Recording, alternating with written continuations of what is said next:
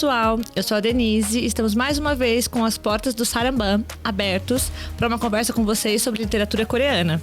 Hoje a gente vai falar sobre o livro O Impulso, da mesma autora de Amêndoas, a Won Pyung-son. E estamos só eu e Bruna, espero que vocês fiquem com a gente até o final e que vocês se divirtam também nessa conversa. Oi, gente, aqui é Bruna. Sim, então hoje a gente vai falar desse livro que nós recebemos como mimo, né, da parceria da editora Roku com o Centro Cultural Coreano. Então, muito obrigada por isso. E para os recadinhos. O primeiro é que o link desse livro e de outras referências vão estar na descrição, tanto do YouTube quanto do Spotify. No Spotify, a gente também coloca umas enquetes, então se vocês quiserem responder, é muito legal também. E o que mais de recadinho? E claro, né? Sempre comentem pra gente saber o que vocês acharam desse episódio, do livro, se vão querer ler. Isso é muito importante pra gente. E não desistam da gente, a gente sabe que o episódio tá atrasado. É que aí teve essa transiçãozinha, né, de episódios patrocinados e não. Então, logo a gente volta com os episódios patrocinados pela LTI. Estamos aí organizando ainda a vinda dos convidados, que é esse principal obstáculo, porque a gente às vezes não consegue encaixar a agenda. Exato. Mas vai dar certo, gente, vai dar certo. Se tudo der certo, o próximo, depois desse, já vai ser LTI de novo. Esse daqui estamos só nós duas, porque a gente queria trazer esse livro, porque ele foi o quarto mais vendido da Roku nessa Bienal. A Amêndoas ficou em segundo, então assim, é um fenômeno. E a gente tinha que trazer também. Falando um pouquinho sobre a edição em si, a capa, novamente, é da Ying Lee, que já veio aqui, né, ano passado, e também fez a capa de Amêndoas. E a tradução é da Núbia Tropeia, que também já veio aqui ano passado, tradução direta português-coreano. Isso. Bom, então vamos entrar um pouquinho no enredo, né? A gente não vai dar muito spoiler aqui, a gente quer mais é que vocês comprem o livro e queiram ler, mas de um modo geral essa aqui é uma história, vamos dizer, de superação e não de rendição, digamos assim, porque ela vai focar no Song-gon, Kim Song-gon, o nome é meio difícil falar, que ele chega à meia-idade e se vê ali mergulhado em fracassos, tristezas, e ele tenta, né, acabar com a própria vida algumas vezes e fracassa, né? Parece que a vida quer porque quer que ele continue ali vivo. E aí ele tem um impulso ali, não, então eu preciso sair dessa situação horrível que eu tô, e ele começa com pequenos gestos. Um deles é corrigir a postura, que eu até preciso também aprender com ele, porque Jesus amado, difícil. E aí ele persiste nisso, né? Nesses pequenos objetivos, buscando um sucesso neles mesmo, e não em uma coisa muito grandiosa. E aí ele vai passar por uma série de transformações, e no final ele se sente, acho que, revigorado, ele se renova e ele quer ajudar os outros. E aí, que ele cria um canal no YouTube, depois ele tem outra proposta, e aí ele quer que tenha essa corrente do bem, que outras pessoas também possam se transformar como ele. Esse é um enredo bem geral. Bem básico. Já para começar, para vocês terem uma ideia de qual que de onde a gente está partindo com esse personagem, tem um trecho, não é spoiler, que faz uma metáfora, que eu achei bem imagética. Assim, se a vida fosse um armário com gavetas para diferentes sabores e aromas, havia apenas uma gaveta sempre aberta na vida de Song-gon. A do ódio, da irritação, da decepção, do nervosismo, da melancolia e da frustração. Em algum momento, ele se esquecera de como abrir as demais gavetas, como a da felicidade genuína, cheia de emoções que não cabiam em palavras, que havia sido fechada com firmeza e que ele nem sabia mais identificar qual era. Né? Então, ele está partindo desse lugar, desse armário todo contaminado de negatividade. Negatividade, apatia total, falta de vontade de viver mesmo, né? É isso que acontece. Eu acho interessante a gente falar também, que você falou do nome, né? Que é difícil. É interessante porque isso foi uma coisa que me pegou no livro de começo, porque ele tem outro nome, ele tem um nome ocidental, vamos dizer, né? Isso. Que é Andreas. E eu achei interessante porque eu falei, será que foi uma escolha do do tradutor, da editora, de colocar um nome ocidental para facilitar pro leitor brasileiro. E aí eu falei, gente, mas isso tá estranho, né? Tal. Eu logo já reconheci o nome e tudo. Aí quando chega num certo ponto que fala que é o nome de batismo dele no cristão, né? Que a mãe dele era católica. Falei, agora fez sentido. Sim. E você se lembra de uma parte que ele fala que ele se sentia mais confortável com o André? Eu acho isso muito interessante. Isso foi um ponto que você assim, ia achar interessante. Isso foi um ponto que eu debati. E não sei se você vai lembrar que a gente também já teve essa conversa no intercâmbio. Sim! Exatamente. Eu falei assim, gente, é muito engraçado. Eu já falei isso pra você também de outras pessoas também, que eu acho que se sentem mais à vontade quando estão, tipo, vamos dizer, nessa skin, nessa capa protetora, que é outro nome ou que é outra língua. Exato. Né? A gente tem vários amigos coreanos assim, né? Sim, que eles se sentiam mais à vontade de falar com a gente em inglês. Isso. E a gente tem também amigos brasileiros que já falaram que eu sou bem tímido, mas quando eu faço amizade com pessoas estrangeiras e a gente se comunica em inglês ou outro idioma, eu consigo me falar mais abertamente. E eu conheço pessoas também, tipo, da família, que são assim também, conseguem expressar sentimentos que às vezes não falariam se fosse na mesma língua.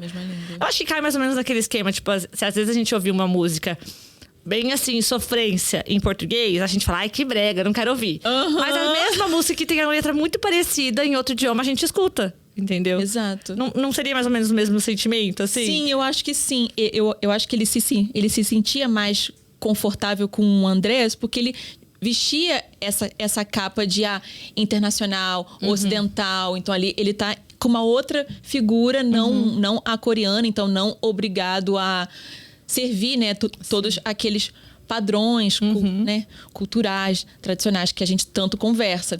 E se eu não me engano, teve algum convidado, eu não sei se foi o Monge Han, que ele comentou alguma coisa a respeito disso. Quando a gente perguntou se ele tivesse recebido o nome coreano desde o início, né? Isso, eu acho que ele falou que seria uma vida completamente diferente. Que ele seria, tipo, 2 monges diferentes. Então, foi uma abordagem que eu achei bem interessante ela trazer para esse livro, né? Aí, ainda do nome, eu achei interessante, eu não sei se você sabe, né? Que aí o André, tem até uma parte que ele fala que quando ele conhece uma amiga numa aula de espanhol, isso, que ela chamava ele de André, né? Porque o nome em espanhol seria André. E também no Brasil também é André. Sim, sim. E a gente tem, pra quem já veio pra São Paulo ou mora por aqui no Bom Retiro a gente tem a capela, né? A capela não, é a igreja do Kim Tae-gon, que é o nome de batismo dele, é o que deu essa inspiração. Aqui no Bom Retiro a gente tem. É verdade, a gente já foi, eu acho. A gente foi lá no ano passado numa festa que teve Isso. Nem lembro de qual foi a celebração, mas teve bem bonito. Eu fui recentemente também, que teve uma outra celebração lá. Até fiz uma visita guiada, tem uns vitrais muito bonitos na igreja, assim. E o nome dele é inspirado no nome desses... que foi o primeiro, se eu não me engano, um dos primeiros padres coreanos. Entendi. Legal. Eu achei interessante a relação. Eu falei, nossa, eu conheço esse padre aqui. Ele não fala por que, né, o nome, mas... não tem explicação, mas é... Legal, legal. Falando um pouquinho do título também, né? A primeira coisa que me bateu foi porque eu conhecia outro livro com esse título. Que é bombástico, assim. É de uma canadense, Ashley Aldrin, eu acho. Alguma coisa assim. E eu fiquei, gente, mas será que pode dar o mesmo nome, assim? Era uma regra editorial que eu não sabia responder. Mas, falando do título em coreano, né? Tubu, que tá na capa, inclusive, né? A Roku também focando aí em chamar admiradores de alfabeto coreano, etc. Que quer dizer boia, né? Em coreano. E tem tudo a ver. Tudo a ver. Porque, basicamente, esse protagonista, ele vai passar por uma série de afogamentos ali na vida. Ele tá no fundo do poço. E parece que ele, essas pequenas mudanças e esse sentimento dele são como a boia que vão elevar ele e não deixar que ele morra. E eu até pesquisei a definição de impulso, né? Como foi traduzido. Em espanhol também é ele impulso, né? E aí diz assim, ó, em alguns lugares que eu achei, né? Força que atua como motivo, incitamento ou estímulo.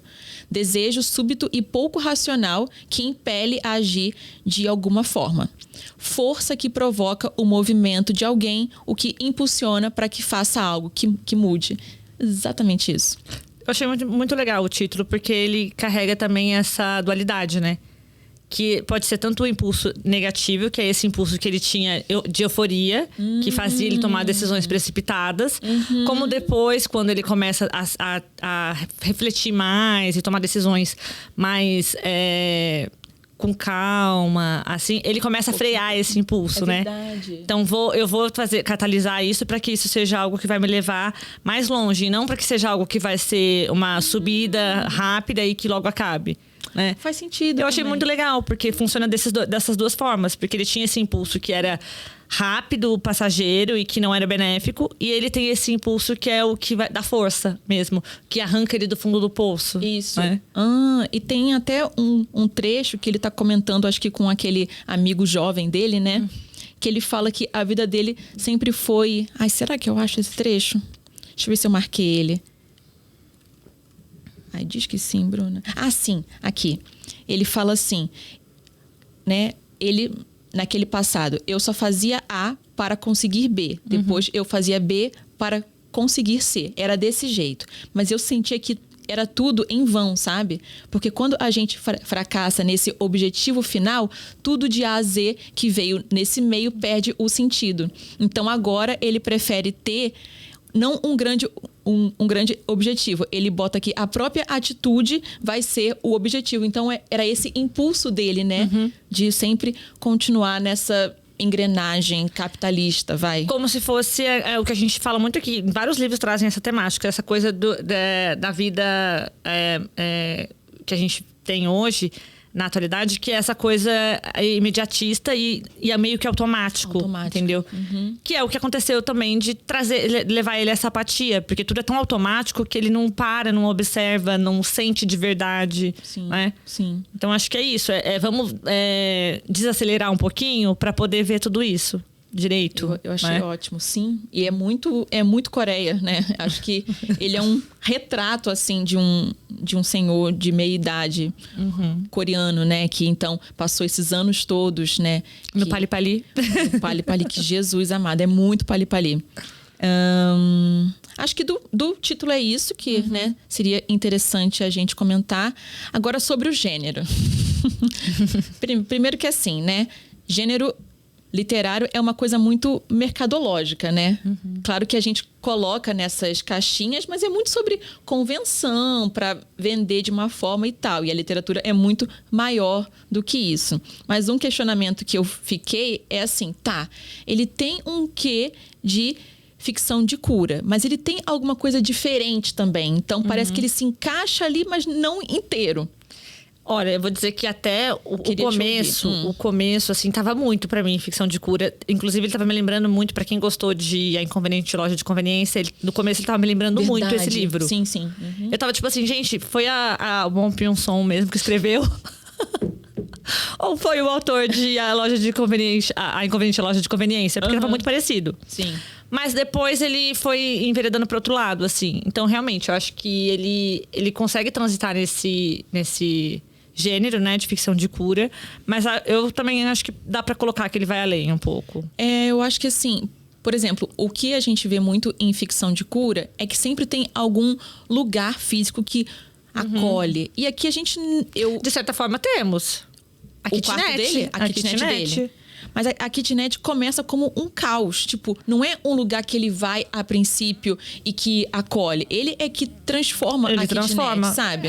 Mas, de certa forma, seria o ambiente, né? Que vai trazer esse conforto. Porque é o refúgio também pro amigo dele lá, o jovem. Acho que é Jin-Sok o nome, né? Isso, Jin-Sok.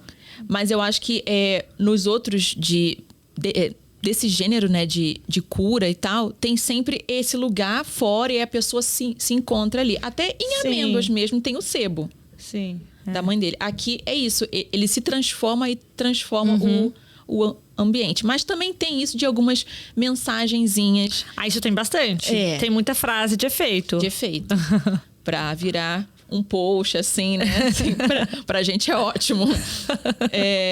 E uma coisa que me pegou é que isso sempre me pega muito, né? Essas dicas mais diretas, né? Que tinha muito incrível lavanderia Dois Corações, e tinha muito a Inconveniente loja de conveniência.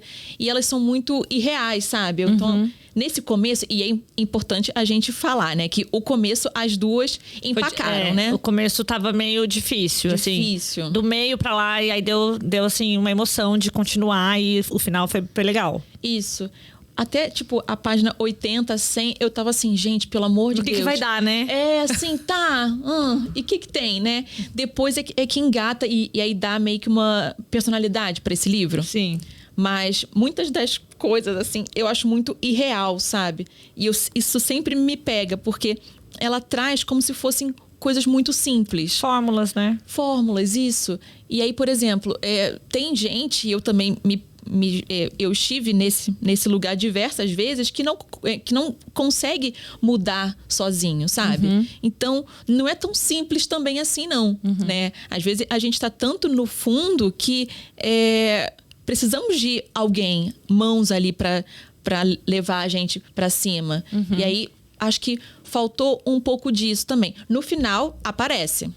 Mas esse tempo todo eu fiquei, gente, não, isso aí não é pautado, né, no que é real. Mas foi muito um eureka, né? Assim, vou fazer assim e pronto. Como se a mudança tivesse surgido do nada, sabe? Isso eu fiquei meio... Mas um ponto que ela coloca que eu concordo, que a partir do momento que você tem uma mudança pequena que seja, é como um efeito borboleta. Total. Aquilo vai desencadeando e vai acontecendo outras coisas, sabe? Isso eu concordo bastante. Pode parecer algo pequeno, mas que se transforma em algo grande. Isso. Eu acho que essa ideia que ela deu, né? De que até o pequeno leva a coisas grandes, eu achei muito boa e eu precisava disso. Porque, né? A gente, às vezes, tem várias ideias e várias... vontades, mas acha que tem que se tornar uma coisa grande para que então a gente realize, né? Quando que não é assim. Não é. Né? Então, até a gente estava falando um pouquinho antes de começar a gravar, que a gente lendo esse livro, a gente pensou muito até no nosso próprio caso da criação do podcast, né? Sim. Que era isso, era você ter uma ideia e aí você fala, mas não é legal o suficiente. Mas já tem pessoas falando de Coreia. Não sei o quê. E aí você vai se auto-sabotando. Né? Isso. Né? E engavetando. Até o momento que se você não coloca isso pra fora, não compartilha, né? E outras pessoas não vêm com essa boia, né? Pra te impulsionar que, olha, leva isso adiante. Você vai deixar...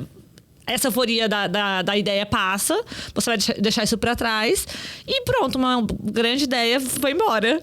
Sabe? Então, assim, a gente passou um pouco por isso também, né? De precisar de compartilhar aquilo que a gente tava pensando e ter pessoas que vêm e falam, não, vai dar certo, acho que tem potencial, né? Isso. Então, assim, isso é uma coisa que a Lu fala muito, né? A minha amiga, a Lucimélia. Beijo, Lu.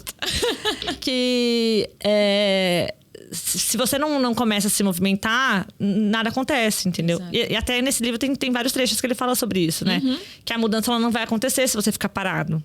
Então, é mais ou menos isso mesmo. Se você, a partir do momento que você dá esse primeiro passinho, as coisas vão indo, né?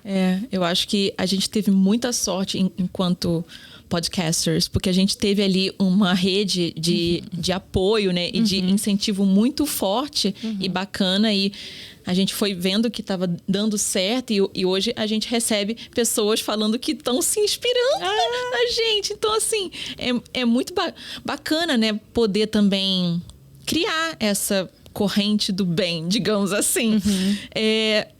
Eu li uma reportagem com a autora do Globo. E aí tem um trecho que ela fala uma coisa muito próxima do que você trouxe, que é assim...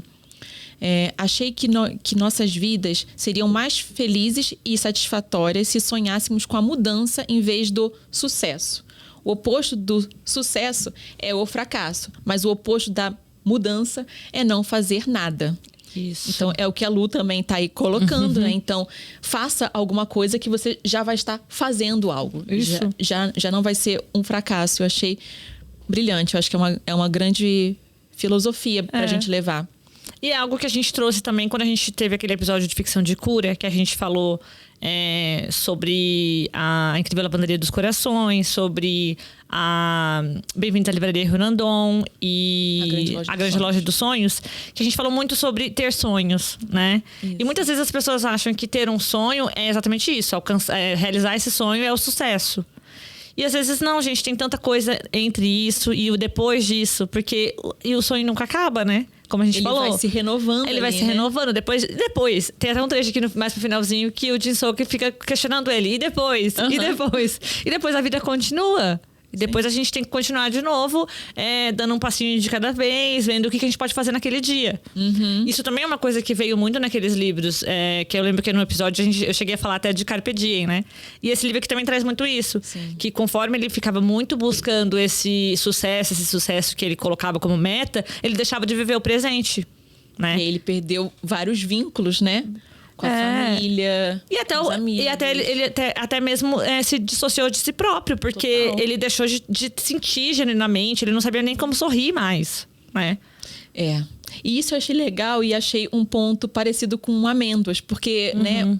Qual é o nome do... Yoon-jae, é isso. Ele também vai ter que analisar o comportamento dos outros e tal, e ver as expressões. E o protagonista, ele estava tanto nesse espaço de se desvincular de si mesmo, que ele teve que reaprender também a analisar as situações todas, né? Claro que são personagens com, né, questões diferentes, mas essa busca, né, por entender o outro, digamos assim. Aí nesse ponto, é um ponto que você falou no começo e eu tenho que concordar, que essas fórmulas são problemáticas. Total! Porque assim, os métodos aqui, quem lê vai ver, gente, eu achei uns métodos bem estranhos, sabe? Acho que não recomendados, vamos dizer assim. Porque são coisas que ele faz assim por conta própria, porque acha que é assim que ele vai voltar sentindo. Eu acho que ele tinha que fazer uma terapia. Obviamente. Entendeu? Porque ela coloca muito simplista, né? Então se a pessoa nessa questão aqui sorri, então é tal coisa. E assim, o ser humano é mega complexo, sabe? Então... eu acho que tem essa questão da escrita dela, que às vezes ela não elabora muito, então dá a impressão de que as coisas são muito assim. Sabe o que eu fico com a impressão? Lembra que acho que a gente já leu alguma coisa a respeito, que ela é roteirista, né? Às vezes eu fico com a impressão de que será que ela não deixa a coisa muito assim simplista, porque ela tá acostumada com essa coisa de roteiro e depois tem uma direção de arte, tem uma interpretação de um ator que vai preencher essas lacunas. Sabe, às vezes é um vício do jeito dela da escrita por causa de roteiro. Pode ser. Foi o que ela eu fiquei diretora, pensando. Sabe? Ela é diretora. É diretora. Então, eu não sei, eu fiquei pensando, falei, gente... Porque parece que falta mesmo alguma coisa. Não é? Por isso que às vezes eu acho que é um pouco ficção de cura, porque parece que eu tô lendo umas fórmulas ali. Mas eu acho que ele vai um pouquinho mais fundo. Acho que vale a leitura dele. Um ponto que também eu queria trazer é o que... a transformação é como ela é abordada nesse livro. Eu aprendi há um tempo que na nossa vida a gente não... essa ideia de que a gente melhora e tem que chegar até um certo ponto... Evolução, né? Isso. Tipo, eu chego e falo, não, desde o ano passado eu melhorei muito. Mas melhorou em quê? Você quer chegar a algum lugar, filha? Então, essa ideia de transformar-se, né? Que é você ali mudar a sua forma sem perder a sua essência.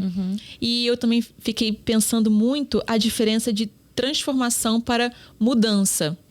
E eu não sei se você tem essa percepção também. Para mim, a mudança, ela é mais superficial e mais assim, ok, agora eu vou mudar. Então quero fazer uma dieta, quero começar a me exercitar. Sou eu ali tomando a atitude. Enquanto que a transformação é muito né? Gradual. Essa ideia de gradual, através. Então, você muda a forma, você não perde a sua essência e você é mais, digamos, maleável, resiliente. Tipo a pandemia. Durante a pandemia, a gente teve que se transformar ali por completo. A vida continua igual assim. Trabalho, estudo, vida. Mas a gente teve que, né, dar ali um remeleixo para poder se renovar, digamos assim. Então, eu vejo a transformação como nesse caso, mas nessa ordem. Não sei se você pensa também assim. Eu acho que dá para encarar assim também. A transformação como algo que é mais profundo e talvez mais duradouro. Isso. Enquanto a mudança pode ser algo que, de repente, também o rumo virou, você muda de novo. Isso. E às vezes pode ser uma mudança total, né? Sem manter aquela essência. Acho que é isso que você quis dizer. Isso. Eu acho que eu concordo também. E aí aqui é engraçado porque no livro ele fala muito de mudança, né? Mas o que eu vejo que o personagem passou no fim foi por uma transformação. Exatamente. É o que eu ia falar, tipo, essas pequenas atitudes dele, ok, ele tá lá investindo em uma mudança. Mas no final, a gente vê que ele é uma outra pessoa, né? Que ele muda ali como ele se relaciona com o mundo, vai. Então, ele se transformou no final.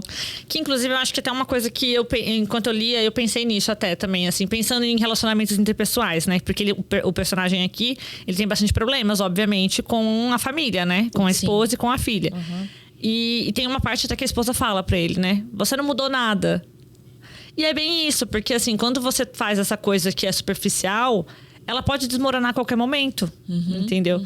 E, assim, pelo menos eu mesmo, nos meus relacionamentos, eu sempre pensei assim, você vai mudar por minha causa, não vai ser genuíno, e isso uma hora vai acabar. Gente, a gente sabe? não muda ninguém. Não muda ninguém, a pessoa tem que querer, né? A pessoa tem que fazer por si própria. Aquela pessoa que fica, tipo, te pedindo pistas do que ela pode fazer pra te agradar. Não, isso não dá. Não dá, né? Eu concordo total, assim. E aí entra nessa questão que se a pessoa não quer, ela não vai mudar. E às vezes tem outro caso, que a pessoa quer mudar, mas não tem os recursos ali. Então aí vem uma terapia, aí vem um amigo, né? A família. Então são questões muito complexas, que eu acho super complexo, e que aqui foi abordado com mais superficialidade. Mas toca nesses pontos, de alguma forma. Eu acho que superficialidade, mas até a gente estava comentando antes, que eu achei muito interessante quando chegou nesse... Foi até o ponto que começou eu comecei a ficar mais engajada com o livro. Que foi quando ele começou a fazer as trocas com os amigos, as pessoas que ele conhecia, e começou a transformar essas pessoas e virou realmente uma corrente do bem. E se transformar algo como Bom, na fisioterapia e na psicologia, nas coisas, a gente chama isso de aconselhamento de pares, né? Isso. E eu falei, nossa, aí agora você falou a minha língua e isso é algo que realmente funciona, que eu sei que funciona, sabe? E que parece besteira, mas que faz toda a diferença. Você conversar com alguém que já passou por aquilo e que talvez lidou com as mesmas situações que você, com os mesmos sentimentos, a mesma frustração, entendeu? E assim... Pode não ter achado a resposta, porque às vezes, que respostas são essas? Isso é tudo muito relativo. Sim. Mas conseguiu, de alguma forma, passar por aquilo, né? Porque o grande X da questão aqui do livro é realmente isso. É você continuar vivendo, apesar da vida. Sim. Porque a vida não é fácil pra ninguém, entendeu? Tem até uma citação que eu acho que não é desse livro, porque eu não achei. Mas que fala assim, que a vida, a maior parte dela é tristeza, é desafio, né? É raiva, é decepção. E algumas partes que são a felicidade. Mas essas partes são tão potentes que fazem a gente querer continuar. Sim. Então, eu acho que é isso, né? É você continuar essa vida, criando elos, criando vínculos, essas trocas, para que quando tiver essa tsunami, você consiga ali fixar os pés. Você vai ter onde se agarrar. Essa boiazinha para te trazer para cima. Essa boia. E essa boia, ela é uma coisa muito assim, metafórica. Ela pode ser um amigo, ela pode ser uma lembrança feliz. Sim. Sabe? Ela pode ser várias coisas que vão acontecer. Até no livro aqui tem uma parte que ele fala, né, sobre... Ou não sei se é no epílogo já, que é a autora falando. Que às vezes os seus amigos, os seus familiares já não estão suprindo, né? Essa coisa, né? De te dar essa palavra de incentivo, né? Mas em algum momento pode servir. Porque eu tô falando, nem sempre é mesmo. Por isso que é importante a terapia. Não, eu acho que o trecho que ela fala isso é ela mesma falando. Ela fala que aquelas palavras tipo, Sim, vai ficar sim. tudo bem, é assim mesmo. Às vezes se mostram vazias, mas ter as pessoas ao lado ali, esse aconchego, esse aconselhamento, aí dá força. Eu acho que foi mais ou menos isso, E né? ela fala que é melhor do que você falar que já tá tudo bem, é você falar, tenta de novo. Isso. Porque aí você tá dando incentivo pra Eu pessoa confio em você, persistir. vai. Isso, sim. Eu acho que é importante, sabe? Você ter uma rede de apoio, sim. E às vezes, e realmente, essa rede de apoio, ela não precisa ser o seu familiar, porque é aquilo. Às vezes, o seu amigo, o seu marido, o seu namorado, o seu filho, ele não passou pelo que você tá passando. Então, ele não sabe como te ajudar. Sim. Entendeu? Mas se você entra, sei lá, numa comunidade online, ou em alguma coisa que tem, assim, um fundo mais, assim, terapêutico mesmo, um grupo de apoio, uma coisa assim, você vai estar falando com pessoas que também estão passando por aquilo. E aí eu acho que é um pouco mais eficiente essa ajuda. Sim. Eu acho que essa boia, ela também pode ser a própria literatura. Sim. Pode ser podcast. Eu vou dar um exemplo meu. Eu faço terapia desde que eu me entendo por ser humano. Então, faz muito tempo, muito trabalho ali, né? Sempre muito necessário. Então, essa consciência emocional eu tenho faz tempo. Mas chega alguns momentos que não é a terapia. É uma amiga, é um podcast. Então, tem um podcast, Óbvias. Bom Dia Óbvias. Muito bom. Que é sobre mulheres, é sobre, assim, bem-estar. Então, tem dias que eu falo, cara, esse episódio mudou o meu dia, a minha percepção. Então, às vezes, um podcast, um youtuber, pode ser também essa boia, né? Não precisa depender só de uma pessoa física, talvez. Não. Hoje em dia, a gente tem, com a internet, né? Uma gama de coisas que pode, assim, preencher, né? Esse vazio também. A gente vê também, por exemplo, pessoas quando vão morar fora, né? Precisa muito desse...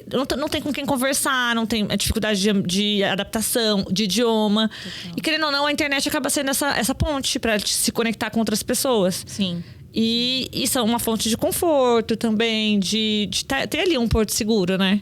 Sim. Eu acho que outro ponto bacana também que esse livro traz é o quanto que as nossas ações influenciam o outro. Muito. Mais do que a gente... Né, mais do que a gente espera. Sim, porque tem algumas horas que ele fica chocado sobre as memórias que outras pessoas têm dele. Ele não se toca que, tipo, as ações dele, frias, rudes, afetam outro ser humano, né? Então, outra percepção que eu achei muito boa pra ela que trazer. é muito interessante, porque assim, às vezes a pessoa se acha uma injustiçada, porque ela é excluída, porque ela é isso e aquilo. Mas, cara, foi ela que fez isso com ela mesma, sabe? Sim. Esse comportamento de ser rude, de brigar com todo mundo, de fazer julgamentos o tempo inteiro, afasta as pessoas. E aí depois você reclama que você é um solitário, sabe? Exato. Precisa saber aí também qual é a sua parcela nessa situação, nisso que tá te afetando. Não se vitimar por completo, né? Eu concordo. E também trata nesse livro sobre essa descentralização do eu, né? Tem uma parte que ele fala, olha, o mundo não gira em torno de você. Exatamente. As coisas estão acontecendo e você tem que olhar para elas como elas estão acontecendo, não se projetando ali. Então tem muito a ver com isso. Ninguém fica perto de mim. Por que será? Tenta ver de fora. E aí você falou, isso é muito interessante, porque é uma coisa que acaba que faz com que a pessoa fique cega e não busque a transformação, a mudança. Porque ela acha que ela não tem nada a ver com o que tá acontecendo com ela. Isso. Ela simplesmente culpabiliza todo mundo, todo o universo. É o universo que tá conspirando. Mercúrio retrógrado. Ai, Jesus. Não é? Então, assim, eu não fiz nada de errado. Sou bonzinho, sou ótimo. É o mundo que tá contra mim. E, gente, o mundo tá contra a gente mesmo. É difícil pra todo mundo. É a vida. Então, eu acho que, assim, uma grande mensagem que esse livro trouxe foi o quanto que todos nós somos complexos. Sim. Temos que abrir os olhos para o outro. Essa empatia que tanto fala. Não é um bicho de 7 cabeças. É só você tentar ver o outro na sua essência, ali, diante de você. E entender que a vida é complexa, a vida é difícil, mas há momentos que valem a pena serem vividos, né? Eu acho que essa mensagem. Pra mim foi totalmente essa mensagem que ficou. E tem alguns pontos e que ela coloca. Eu até achei que ela ia retomar isso de forma mais enfática no final, pra trazer isso como uma lição de moral, mas ela não fez isso. Que tem alguns pontos da vida dele, da trajetória do personagem, que ele fala: esse foi um momento perfeito. E é isso, é aquilo que a gente falou agora há pouco. Esses momentos perfeitos, esses momentos bons que vão ser essa boia, que vão ajudar a gente e que são o que faz valer a pena, né? Nem sempre vai ser, né? Que essa coisa de, quero ser feliz. Ninguém é feliz por completo. Isso é utópico, entendeu? A gente tem momentos felizes. Exato. Ponto, entendeu? E o que prejudica muito aí, já vou eu aqui, a crítica, são as redes sociais, né? Porque o que a gente consome ali é a felicidade alheia o tempo inteiro. Então, isso só prejudica mais ainda. Então, eu, por exemplo, eu tô off Instagram. Mas é porque era muito isso, assim. A gente tem contato só com as coisas felizes, que às vezes são um recorde ou são mentira. E a gente acha, então, que a nossa vida é um lixo. Sendo que a vida é assim. Porque a própria pessoa que tá postando ali uma coisa super bacana que você tá vendo, ela teve ali outras 23 horas do dia dela ruim, entendeu? Ou às vezes o dia todo foi ruim, mas ela teria que postar ali, então faz a cena. Então, também ter essa criticidade, Sim. Consumindo conteúdo. E aí, na mensagem que o livro ficou pra mim, eu falei, do meio pro final, assim, eu gostei muito, assim, eu achei que vale a pena. Eu não sei se você assistiu aquele drama... Ai, gente, agora eu esqueci o nome. Esse ano eu tô péssima. Não é desse ano, não. Tá. Acho que já tem uns 2 anos já. Aquele My Liberation Notes. Como é em português? Meu Diário para a Liberdade, eu acho. Diário para a Liberdade, eu acho que é isso. Gente, é maravilhoso. É com a Kim Ji-yeon, que foi a Rainha das Lágrimas lá. Sim. E com o Song Soo-kyun, maravilhoso. E esse drama é um drama que tem um ritmo mais lento e tal, é mais pesado. Um drama que eu adorei, no ano dele foi assim, um dos melhores. E ele tem um pouco essa mensagem de que... Tem até um episódio que a protagonista fala, né? Que no dia a dia dela, ela fica pensando que se ela tiver pelo menos 5 minutos de uma coisa boa, é aquilo que vai sustentar ela. Isso. Sabe? E é isso, gente. Às vezes você tem que se apegar nesses 5 minutos. Sim. Porque... Tem que valer a pena também, né? Porque o que vai vir depois é só bordoada, mas... Pois é. Então, eu acho que é você achar esses seus 5 minutos, né? Com uma coisa que vale a pena, né? É difícil quando os dias são sempre 24 horas de muito sofrimento. E nunca tem nenhum respiro. Mas até o que o personagem aqui, o motorista, fala pra ele. O Park, né? Que ele tem certeza que não foi sempre ruim. Exato. Você tem que mudar o seu prisma, entendeu? Você tem que olhar para outro ponto de vista. Porque às vezes você fala, nossa, não, mas eu já tô há meses numa maré ruim. Às vezes não foi totalmente uma maré ruim. Você teve dias bons, mas você tá colocando tudo num pacote só e olhando o pior lado. Sim. Entendeu? Porque ele é o que vem, talvez, com mais força a princípio, né? Sim. Mas às vezes, se a gente não fizer esse esforço, porque realmente não é fácil, a gente tem que fazer um esforço de achar o que é bom. Aí a gente se entrega e faz aquilo que ele tava fazendo, né, gente? Não, né? Vamos continuar aí com a mensagem positiva do livro, que eu acho que é o que mais vale a pena. Sim. De que a vida não é fácil, mas ela merece ser vivida. Vamos continuar? Acho que essa é a grande mensagem. Então, nesses momentos, eu me encontrei muito com esse livro, assim, mesmo eu achando, assim, algumas questões meio superficiais, pelo menos ela traz esses pontos, sabe? Sim. Então, aí foi um abraçozinho. Foi. Nesse sentido. Eu acho que vale muito a pena essa leitura. Acho que se estiver achando assim que no começo não tá muito legal, persiste que vai dar certo. Um pouquinho, porque depois engata. O começo é realmente meio morno, né? Mas as mensagens que ficam são muito boas. Sim. E eu acho ótimo ter um livro desse fazendo sucesso, porque é um tema muito, muito importante e muito...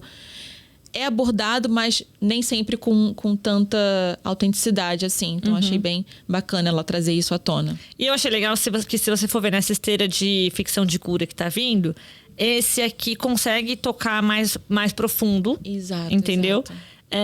Porque, querendo ou não, esses outros, não só o que era fantasia, tem uns que são mais realistas, mas eles ainda assim trazem uma coisa muito assim fantasiosa e muito formulaica, né? E também muito assim busca essa questão do conforto, em vez de trazer mesmo o espinho ali te cutucando, sabe? Entendi. E nesse aqui é uma narrativa um pouco mais pesada, mas que deixa uma coisa que vai ser mais duradoura do que só esse confortozinho fechei o livro, foi legal, né? Foi instantâneo, foi uma leitura gostosinha. Eu acho que essa reflexão fica, sabe? Sim. Acho que esse é o Tanto principal. que a gente tá falando dessa mensagem tão forte. Sim, eu super concordo. Então, leiam, deem uma chance. Né? A deem gente uma super chance. recomenda. Coloquem na estante de vocês essa capa linda da Ing. Ela arrasa demais, gente. Como pode?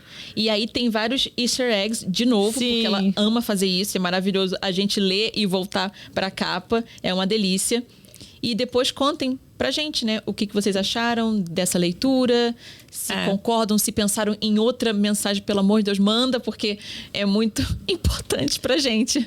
E a gente não quis dar muito spoiler, porque como a gente falou, o livro ele começa de um jeito e a gente não tava achando muito legal. Mas quando depois ele engata e a reviravolta que tem pro final, que é o interessante. Então, por isso que a gente não quis dar esse spoiler. E aí, quem lê, vem comentar com a gente o que achou. Se realmente essa virada foi o que deixou o livro legal. Porque pra gente foi. E também se essa virada foi verídica ali, né? Ou se foi tipo, viagem total, que não sei o que. Contem pra gente depois. Eu acho isso, que, então.